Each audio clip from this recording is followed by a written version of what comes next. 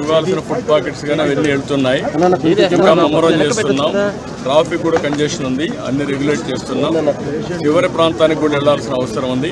కొంతమంది పేషెంట్ కూడా ఉన్నారు, పిల్లలు ఉన్నారు, కొంతమంది ముసలోళ్ళు ఉన్నారు, వాళ్ళు కూడా తీసుకురావాలి. ఎవరు కూడా ప్యానిక్ రియాక్షన్ అవసరం లేదు. అందరూ ఓపిక పట్టండి. 1 గంట 2 గంటల్లో అందరం ఓపికగా ఉంటే ఇంకా తొందరగా పనులు అవుతాయి. అన్నీ చేస్తానని అప్పీల్ చేస్తున్నా. ఇక్కడే ఉంటా, కంట్రోల్ రూమ్ని యాక్టివేట్ చేస్తున్నా. ఎంతవరకు చేయగలుగుతామో అన్నీ చేసి అందరిని ఆదుకుంటాం.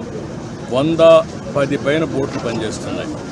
అదే మాదిరిగా 4-6 హెలికాప్టర్లు వస్తున్నాయి. ఒక హెలికాప్టర్లో ఫుడ్ పెట్టడం కానీ, లేకుంటే బోట్లో తీసుకుపోవడం కానీ, పేషెంట్లు తీసుకురావడం కానీ ఇవన్నీ జరుగుతున్నాయి. వర్షం కూడా పడతా ఉంది, అయినా కూడా ఎక్కడ ఆపరేషన్స్ ఆపం, అన్ని విధాలు. సార్, ప్రకాశం బ్యారేజ్ 69 గేట్ దగ్గర బోట్లు కొట్టుకురావడం ఏమన్నా కుట్రే ఉందా? ఇవన్నీ ఇప్పుడు నేను అవన్నీ మాట్లాడను. ప్రతి ఒక్కదానికి మనం అవన్నీ మాట్లాడడం కరెక్ట్ కాదు. ప్రస్తుతం నా డ్యూటీ ఎట్టి పరిస్థితుల్లో కష్టాల్లో ఉండే ప్రజలను ఆదుకోవడం, వాళ్ళ ప్రాణాలు కాపాడుకోవడం, తక్షణ వాళ్ళకి కొంత సహాయం చేయడం అవసరం. అదే చేస్తాం. ఇంకా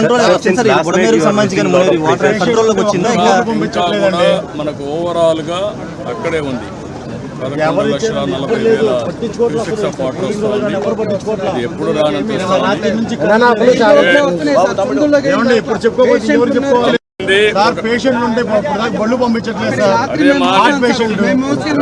మా మాట ఏంటండి, 1 గంట టైం ఇవ్వండి, చేస్తాను. మమ్మల్ని ఇబ్బంది పెట్టినా, నన్ను ఒక్కడే ఇబ్బంది పెట్టినా కూడా అందరికి న్యాయం చేస్తాను. నేను విన్నానమ్మా, మీ కష్టాలు అర్థం చేసుకున్నాను, అందరిని ఇంటూనే వచ్చా. ఇప్పుడు మళ్ళా పోయి నేను అన్ని స్ట్రీమ్ లైన్ చేస్తాను, మళ్ళా వస్తాను, నేను చూసుకొని చేస్తాను. నాకు వదిలిపెట్టి నేను చేస్తాను.